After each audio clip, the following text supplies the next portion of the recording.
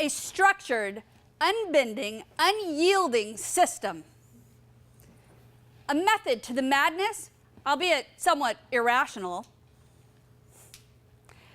Hundreds of years of molding young minds. Decisions are made in those ivory towers, often by rote, because this is the way things have always been done. Distant from reality, distant from those it impacts. Shared governance often forgets the expertise it takes to make it real. That technical expertise is found in the basement of buildings. No windows, no doors, no way out. No connection to the people out there. Those basement decisions shape a student's experience far away from where the teaching is supposed to take place.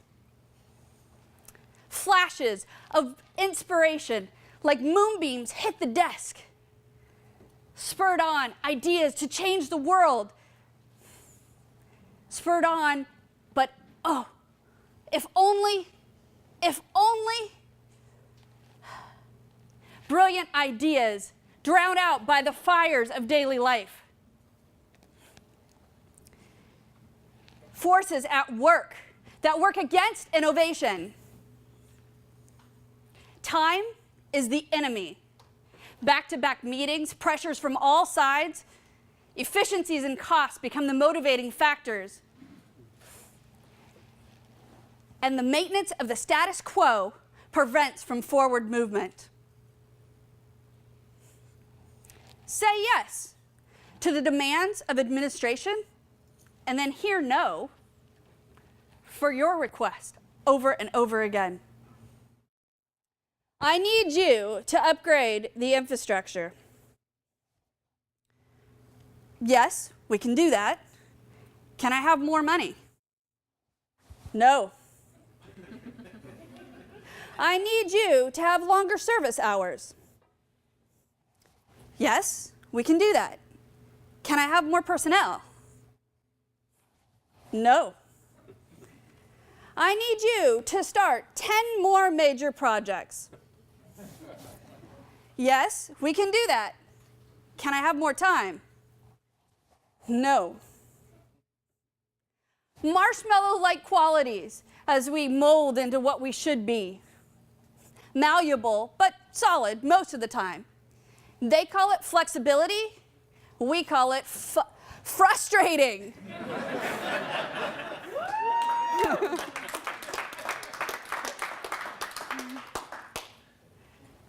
The inspiration is found in the young 22-year-old's eyes, driven by their passion, their enlightenment, their fire, their enthusiasm, not yet tampered by bitterness. We forget so often they are why we do this. They are the reason we struggle each day. You can find that inspiration through a walk of graduation shows. Read their words, see their art, view their crafts. We are part of the foundation of their college experience. It's not just the community service or the social activities or even the classroom, but the totality of who they become so that they can reinvent the world for the better.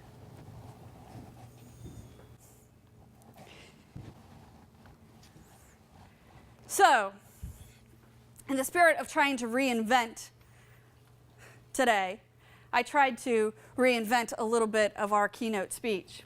And of course, I forgot my entire favorite part of the whole thing.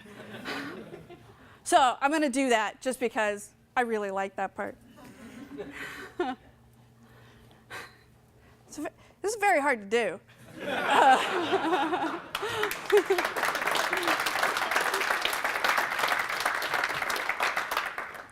And I have memorized it within 48 hours, so that was pretty good.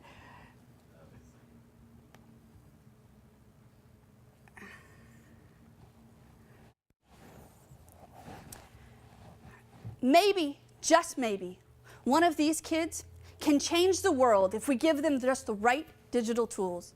Every tool, every system, every bit, every byte are the nuts and bolts necessary to solve the problems that overwhelm us. We are a part of the foundation of their college experience. Not just the community service, the social activities, or the classroom, but the totality of who they become so they can reinvent the world for the better. So in really trying to capture the idea of today, we wanted to really look at all of these things that you talked about. In the unconference, the amount of ideas that came out were fantastic. And in the sessions today, you heard all of these ideas that came out from each other. And hopefully you were able to connect with new friends, with new vendors, with new relationships. And the whole point of all of this is because we need each other in all of this. So I want to give you 3 more concrete ideas to take away today, to really help you sort of bring this all home. And that if you forget everything else that you learned, and forget the part that I actually screwed up, to remind you what all this is about, and that is our students. And we do this, and I've spent the last few days doing this because I do care about the students, and I do care. And when I was writing this and trying to decide what to even talk about today, in the middle of all of that, I actually went to a graduation show and watched some of our students work. And as I stood there and really realized what was happening and watching them present their culmination of the last 4 years, it really brought it home to me. This is why we do this. And this is why we put up with all of the frustrations and all of the malleabilities that we have to have. And the fact that we don't have all of the resources that we want. And we don't have everything that we need necessarily to do our jobs. We simply do it because there are some students out there who possibly can change the world. And if we can help build those foundations, then we've done our job. So in these 3 things, the first thing is really about something you've heard many times before. This is a big buzz phrase that we've heard at a lot of conferences, and it's not about the technology, right? It's not about the tech. Depending on what conference you go to, it could be about the learning. It could be about the experience. It could be about the process. It's a lot of things it's about, but it's not about the technology. But today, I want to challenge you in a different way. It's not about the technology, it's about the people. And not only do we do this for the students, but it's about the people that you work with, that you work for, and that you connect with at places like this. EduSoCal was, as Michael said this morning, was really built from us recognizing that we need connections with each other. And in a world where online conferences are becoming more and more important and cheaper to do and easier to do, to put on days like this are vital. Because as I look out over this room, 2/3 of you I actually know personally, and you impact my life on a regular basis. And that makes this worth doing, because I know if I have one of those frustrating days, I can call you, right? I know you're an email away to help me get through something. And if you don't feel that way, that's why you need to stay through the reception, okay? Trust me, sharing a beer with somebody changes your relationship with them. Those relationships help keep the perspective of what we're doing in place. But it's also about the people that you work with. If you're fortunate enough to be able to hire people, who you hire is way more important than any other decision you make. And as we heard in one of the sessions today, and it takes forever, right? But if you hire the wrong people, it doesn't matter what your organizational structure looks like, because you can't meet your goals if the wrong people are in place. So the ideal structure doesn't matter unless you have the right people. If you aren't in a place where you get to choose that, choose who you get to work with. If you're in a place where you feel unappreciated and that things aren't going right, move, literally. Because you need to be able to give back to a place where you're feeling like you're giving to the students or to whatever you think your mission is. It's important that the people you work with are part of a team. So with that, this is the attitude to have. Let's talk about two practical ways that you can implement this. So the first is use the systems you support. So it's not about the technology, but if it's got to be about the technology, use the systems you support.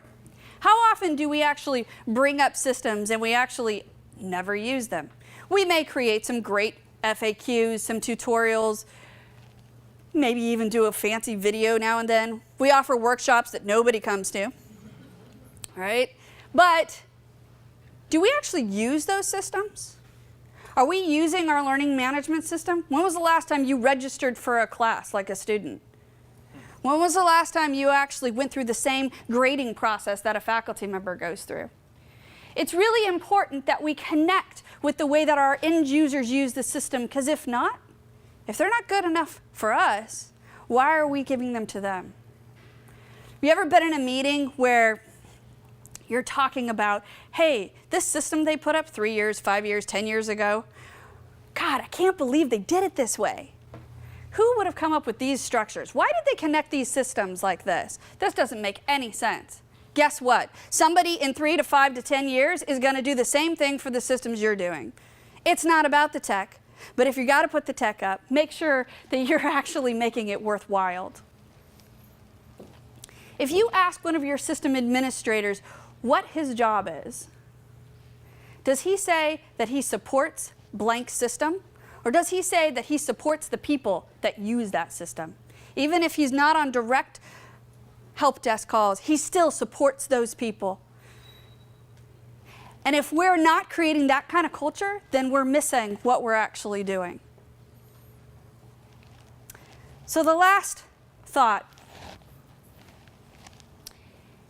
is learning to connect with your students. We do this for the students, and yet we make these decisions from basements. And we forget to actually include those students in these conversations. Many of you probably do student surveys, right? How often do we take that information and turn it back into real, usable information? Do we actually say, oh, we're actually not addressing a need that they have, let's fix that? Or do we only look for it to see how good we're doing? And if we're doing okay, we're like, oh, great, 70% satisfaction. What about the other 30%? How do we fix that? When was the last time you did a student focus group? Pizza works wonders, I swear, they come, okay? They will tell you anything you want to know if you feed them. Students are brilliant. They have these amazing ideas on how to change the world. If we could learn how to tap into that and use that as we mold all of these systems, we would really be able to change how we do IT on campuses. What's amazing is there are students who are computer engineers and entrepreneurial marketing students, graphic design students on our campuses. Are they helping us create our systems? We should be co-creating with those students, not keeping them at a distance and hoping that they don't see our inadequacies, right? We want for them to be a part of this. So I challenge you, make sure you're hiring them, make sure you're talking to them, make sure that they are part of your process and that you are co-creating this world with them. So finally, because I know that I am between you and alcohol, I want to leave you with one final personal story. And part of why I decided to do today the way I did. A few days ago, I had early morning cuddles with my nearly 3-year-old daughter, who you see there. And I told her, I have to get up soon because I have to go running. And she looks at me and says, why, Mama? I said, because I'm trying to stay healthy so that I can live a long time and be around for you. And I apologized to her that I've been working really hard lately. She looks at me and says, "Why, Mama?" And I said, "Because I want to give you a fantastic life so that you can change the world." And she looked at me with all the love and sincerity of a toddler can muster and said, "Are you changing the world, Mama?" And I said, "In every small way that I can." So think big, reinvent, and start small.